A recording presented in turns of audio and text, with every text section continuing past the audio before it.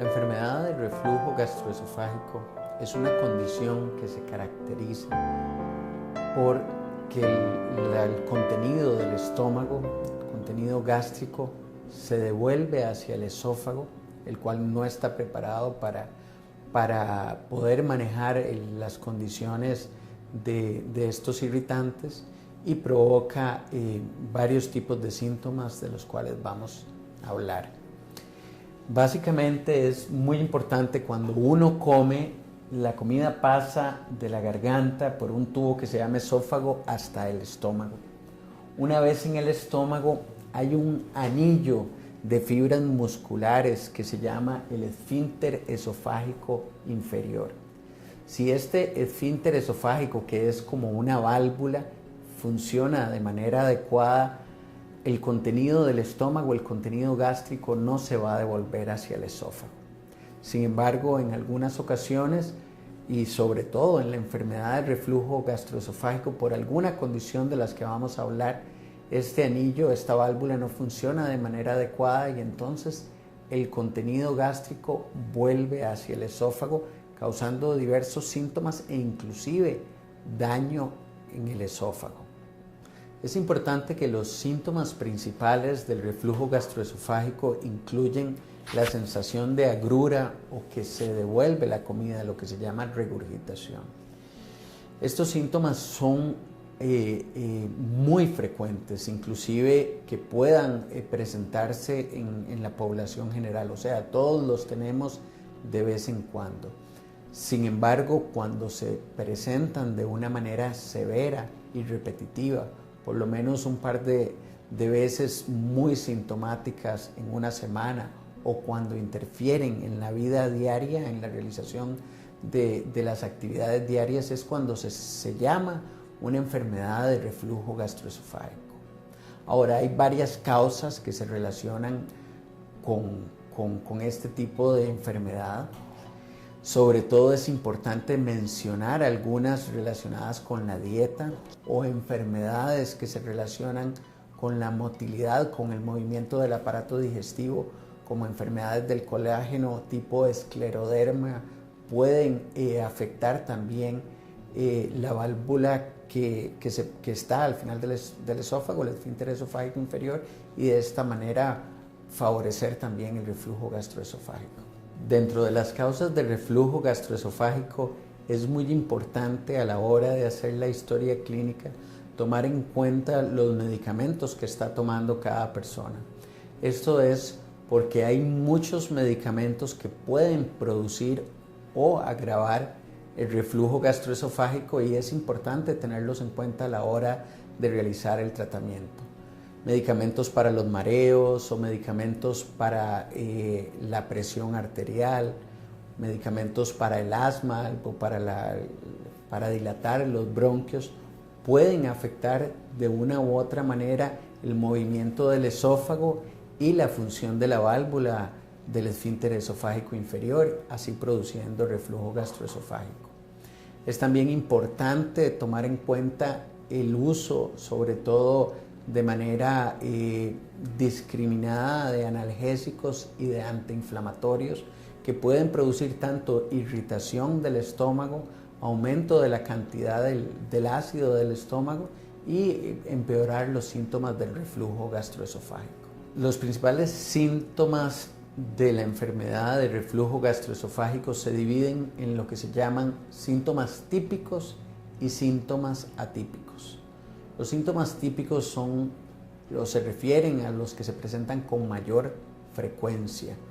Sobre todo estamos hablando de la sensación de ardor detrás del esternón, lo que se conoce como agrura, o la sensación de sabor de la comida, que se devuelve la comida y prácticamente se percibe como una irritación detrás del esternón o inclusive en la garganta. Las náuseas después de comer es otro de los síntomas típicos y ocasionalmente la sensación de que algo se queda atorado detrás del esternón o que la comida le cuesta bajar son síntomas que también pueden estar presentes en este tipo de enfermedad. Los síntomas atípicos son, digamos que, síntomas más solapados o que a la población general inclusive le cuesta relacionarlo con un problema digestivo. Y los síntomas atípicos son, sin embargo, muy importantes y se refieren sobre todo a la presencia muchas veces de síntomas respiratorios, como puede ser tos, como puede ser problemas de ronquera, que se llama disfonía, o problemas inclusive de dolor torácico que se pueden confundir con síntomas, por ejemplo, cardíacos. También la presencia de daño o a nivel de estructuras de la boca, daños dentales, la presencia de infecciones respiratorias a repetición son algunos de los síntomas atípicos que es muy importante tener en cuenta para poder tratarlos de una manera adecuada. La manera más frecuente de hacer el diagnóstico de esta enfermedad en nuestro medio es realizando una esófago-gastroscopía. De esta manera se ve de manera directa no solo el estómago, sino el esófago, y se puede determinar y sobre todo se puede observar si hay daño esofágico, si hay presencia de erosiones o de úlcera o de algunas de las complicaciones del reflujo crónico como es el esófago de Barrett, que es un cambio a nivel de las células del esófago, lo que se llama una metaplasia gástrica del esófago, o sea que el esófago se empieza a parecer al estómago debido a la constante irritación. Otras maneras de hacer el diagnóstico es con estudios radiológicos, como por ejemplo estudios contrastados con bario. El tratamiento de la enfermedad del reflujo gastroesofágico se basa en varios pasos. El primero es la modificación del estilo de vida o el cambio de ciertas rutinas para disminuir el chance de tener reflujo. Sobre todo es importante evitar las comidas que se relacionan al reflujo, que hablábamos, comidas muy grasosas, comidas condimentadas, irritantes, bebidas con cafeína o bebidas gaseosas, el chocolate. Aumentar el tiempo entre la última comida y el irse a dormir, irse a acostar, porque la posición en la cama al estar acostado, desde el punto de vista de gravedad, aumenta las posibilidades de que se presente el reflujo gastroesofágico. Posteriormente, la modificación de los estilos de vida es importante como parte del tratamiento, la utilización de medicamentos que cambien el pH, sobre todo los antiácidos. Muchas veces los antiácidos, desde el punto de vista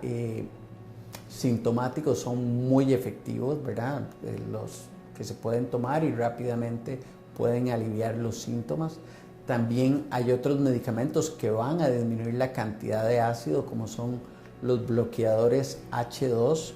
o los inhibidores de las bombas de protones, que básicamente lo que hacen es bloquear las células y las glándulas a nivel del estómago que producen el ácido.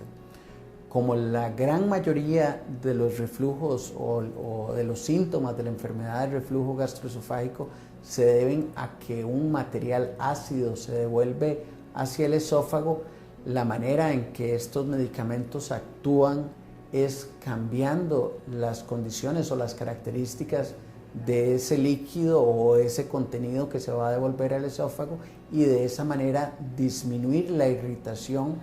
o disminuir el daño esofágico al cambiar y hacer un líquido o un reflujo más neutro y menos dañino. Además de las modificaciones en el estilo de vida y los medicamentos antiácidos o que cambian el pH del contenido gástrico, en algunos pacientes hay que considerar la cirugía como parte del tratamiento de esta enfermedad. Básicamente hay varios tipos de pacientes, pero sobre todo cuando el paciente no quiere tomar medicamentos de por vida, que muchas veces es necesario en este tipo de enfermedad, cuando hay presencia de síntomas atípicos severos, sobre todo síntomas respiratorios, es importante considerar la cirugía como una opción para poder controlar completamente este tipo de síntomas. Cuando existe la presencia de una hernia hiatal grande y entonces hay un cambio anatómico que, a pesar de los medicamentos, no va a mejorar y que va a seguir estando relacionado a la presencia de un reflujo, es importante realizar o considerar la cirugía como parte del tratamiento. Mucha gente considera o relaciona este tipo de cirugía con grandes heridas. Sin embargo, desde hace ya bastante tiempo se hacen por vía laparoscópica, o sea, es una reparación que permite hacerse mediante incisiones muy pequeñas y teniendo una recuperación bastante rápida. Este tipo de cirugías también se les conoce como funduplicaturas y básicamente se trata de varios pasos. Lo que se hace es, en primer lugar, volver el estómago a la posición normal cuando hay una hernia hiatal, cerrar el diafragma cuando hay un hiato o un agujero muy grande, y después se envuelve la parte final del esófago como si fuera con una corbata con parte del estómago para hacer una nueva válvula a nivel del esófago, y que así el paciente, cuando coma, no vaya a tener reflujo o no se vaya a devolver la comida de nuevo. Una de las opciones que se ha utilizado últimamente para hacer esta cirugía más efectiva es sobre todo la colocación de una malla una vez hecha la reparación. Esto es porque cuando hay presencia de una hernia hiatal, usualmente el tejido es un tejido muy suave, y a pesar de que se repare con puntos o se coloque, puede tender a disminuir la fuerza conforme pasa el tiempo. Entonces ahora hay la opción de colocar este tipo de mallas que va a reforzar el tejido y que va a hacer la cirugía muchísimo más efectiva durante muchísimo más tiempo. El tema que vamos a tocar ahora se refiere a la serie radiológica esófago gastroduodenal, estudio radiológico que se realiza en algunos bebés que presentan reflujo gastroesofágico para valorar la severidad del mismo y para descartar otros problemas de tipo congénito del tubo digestivo que estuvieran produciendo los mismos síntomas, particularmente el vómito después de ser alimentados. Es importante señalar que no a todos los bebés que presentan vómitos se les va a practicar necesariamente este estudio, y que su indicación precisa estará dada por su médico pediatra, o en el caso particular del gastroenterólogo pediatra, si el problema no ha sido controlado con las medidas habituales. El estudio consiste en dar de comer al bebé, y por medio del biberón, un material inocuo que permita ser identificado con los rayos X, conocido como medio de contraste,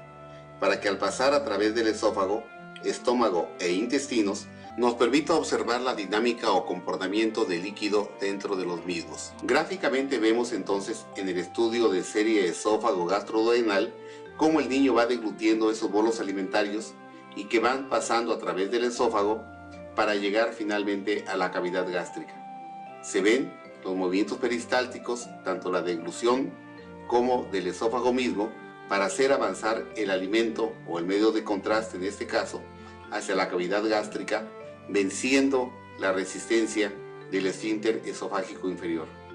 Para que el alimento pueda permanecer dentro de la cavidad gástrica y ser digerido a través del ácido clorhídrico que el estómago secreta en sus paredes, ambas válvulas, como es el esfínter esofágico inferior y el píloro que está a la salida del estómago, deben de permanecer cerradas. Y una vez que se completa la digestión, el píloro se abre para permitir el paso del alimento hacia los intestinos, y el esfínter esofágico inferior, o sea, el que está en la entrada justa de la cavidad gástrica, debe de permanecer cerrado. Resulta obvio entonces que una insuficiencia del esfínter esofágico inferior, o sea, su incapacidad para funcionar como válvula, que impida el regreso del alimento hacia arriba, hacia las porciones bajas del esófago, es lo que se conoce como reflujo gastroesofágico. Y su intensidad puede ser catalogada como leve, moderada o severa si este reflujo del alimento, o en este caso el contenido gástrico, que es el material de contraste, refluye hacia la primera porción del esófago, se conoce como un reflujo leve. Si el reflujo es hacia las porciones medias, es un reflujo moderado, o si bien el reflujo es hasta las porciones altas del esófago, presentándose inclusive como vómito propiamente dicho, es un reflujo severo. Este tipo de reflujo es particularmente de cuidado porque es el que puede dar lugar a broncoaspiración, entendiéndose esta como el paso del alimento hacia las vías respiratorias que puede poner en riesgo la vida del bebé. En esta parte del estudio vemos claramente cómo el estómago se contrae rítmicamente para hacer avanzar el alimento hacia los intestinos. Estos se encuentran ya parcialmente llenos de este material, pero a la vez se observa cómo el material de contraste refluye hacia arriba en cada contracción del estómago. Se documenta entonces con este estudio este reflujo continuo y severo que amerita obviamente tratamiento por el pediatra inicialmente o por el gastroenterólogo pediatra si no responde a las medidas habituales.